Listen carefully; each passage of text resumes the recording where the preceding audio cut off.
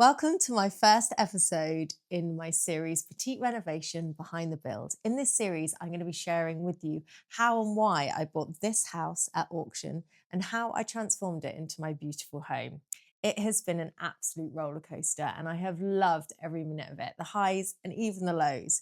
I decided to share my experience on social media, and I have an Instagram page and a Facebook page, and I have over 300,000 people following and engaging with my content, and I feel so grateful for it. So many people asked me for a more in-depth view of what I did and exactly how I renovated, what order I did things, how I chose my fabrics, my wallpaper, my paint colors. And so I'm going to share all that with you. Each episode, I will do a different room in the house. And please do make sure you ask me any questions that you want answered in the comments. And if you're interested in renovation and you want to follow this journey with me, then please hit the subscribe button. I love property. I think when I was about 17, I even had a job as a weekend girl in an estate agent, and I loved it. I just loved showing people around houses. And every time I walk into a house, I always think, how could I make this different? How could I change this? How could I make this more amazing? So my pawn is Rightmove. I spend every day flicking through all the houses that are for sale in a 20-mile radius of where I live. I also sometimes pretend I've won the lottery and look at houses in the millions category just because property is my pawn. So, in episode one, I'm going to tell you about how I bought this house at auction and why. I have been driving past this house for months and months. And my dad always taught me to buy the worst house in the best street. And the street that this house is on is really, really lovely in a gorgeous village in Cambridgeshire.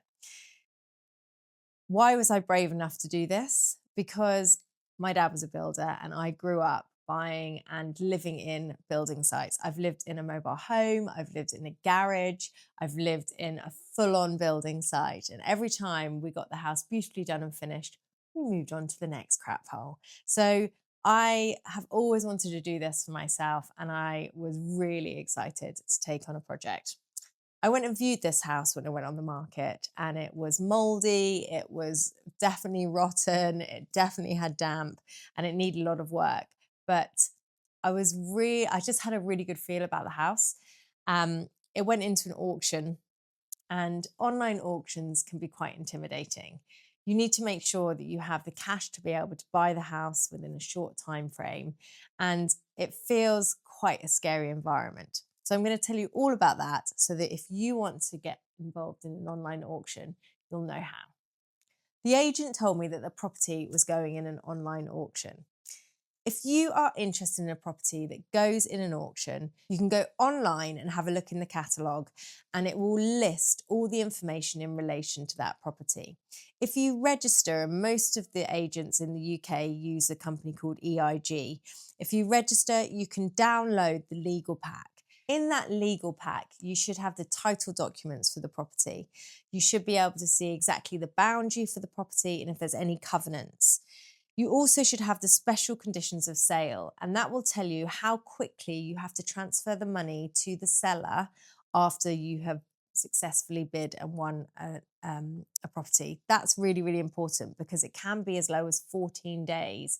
And if you're buying something and you haven't got the cash there immediately, you need to know how quickly you need to get that cash. Some auction items will also have searches that have been done, so you can see information about the local area, but not all of them. So before you buy a house at auction or before you attend an auction, you really need to do your homework. You need to make sure that you've seen the property, you've had any quotes done by any builders or any tradesmen for any works that you think needs doing. And if you want to get a survey, you need to get it done quickly before the auction so that you go into that auction with all the information that you need to be able to decide whether you want to buy that property or not. Guess what? I didn't do that. No, I didn't. I was not prepared at all for this. And I do not recommend you doing like this. But the truth is, I didn't do all my homework. I was unprepared for the auction. I kept being told that the auction lot was being withdrawn from that auction. And so it was months and months that this dragged on. Finally, I think it was a couple of days before the auction, the agent got in touch with me and told me it was in the auction.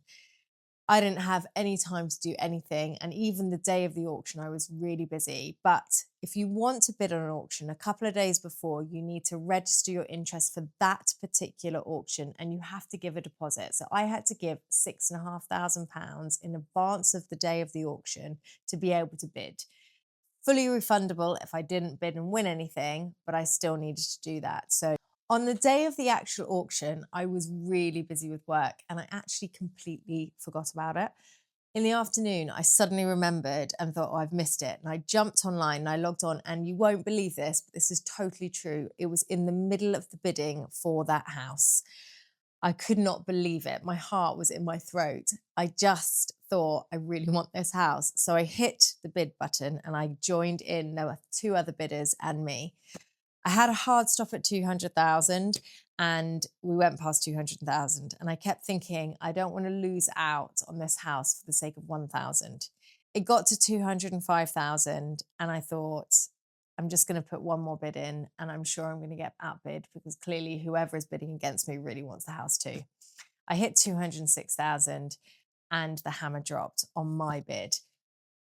I was nearly sick. I couldn't believe that suddenly, one, I had this house, two, I was completely unprepared and had not done my homework, and three, I didn't even have the cash available that I needed to transfer. So the next 28 days was seriously stressful. Within 24 hours, I had to give a 10% deposit. And then within 28 days, I had to pay the rest. So I did a lot of borrowing and I have to thank all the people that lent me money, but I did manage to buy the house. So this is definitely not the way to do it, guys. Do your homework. Make sure you know that the house is structurally sound, or if it's not, you know how much it's going to cost to repair it. Once I bought the house, then I really did do a proper budget and I worked through every single room line by line, working out what I was going to need to do. What I didn't know was that the roof at the back of the house on the what did become the kitchen in the end was completely rotten, and it changed my budget as I was going through. But what I did do is I had a headline figure of 55,000 and I knew that I was not going to spend any more than that. So I just had to make it work. I flexed the budget as I found things out. I was unable to spend the money that I wanted to on the kitchen because the roof would cost so much. But that's what you do, just flex as you go along. And if you have a hard stop on the number that you want to spend, you can do it. I did it. So I created this spreadsheet with all my columns along the top for every single room or item that I had broken down in my budget.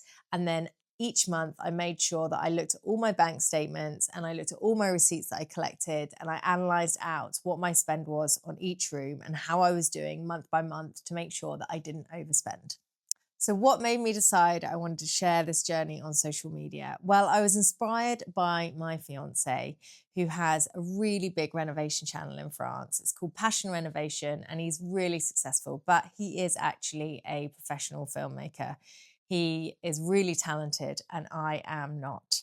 So I chatted a bit with him about what I wanted to do, and his big advice was only do it if you're going to enjoy it, because it is quite a lot of effort. And he's not wrong, it is a huge amount of effort. To create all of those videos and edit them has had me up till 1, 2 o'clock in the morning at times, absolutely exhausted. But it's had a huge amount of benefit for me.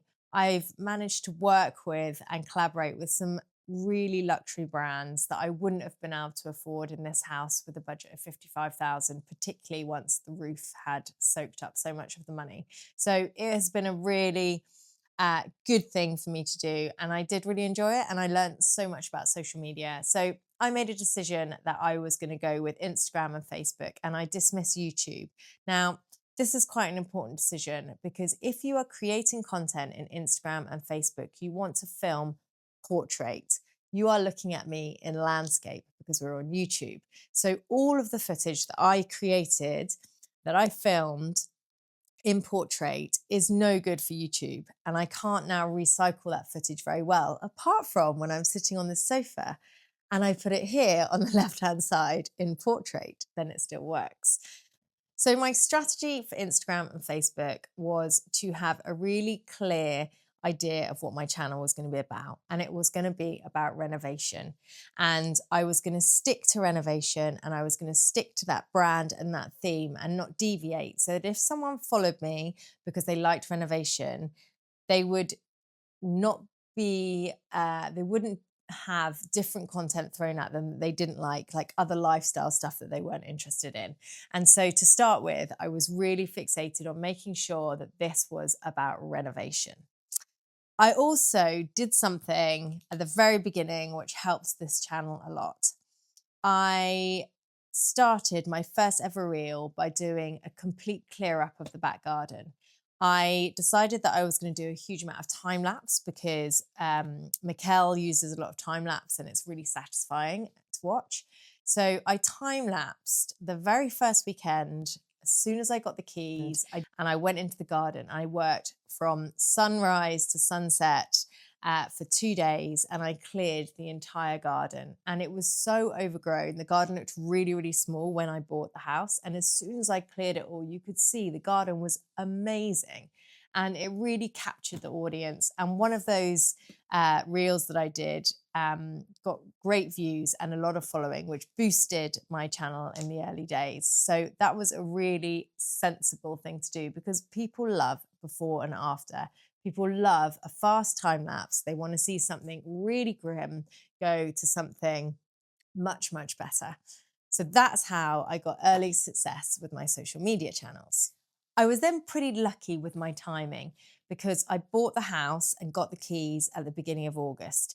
I had a couple of weeks off from work, which meant I could work every day in the house.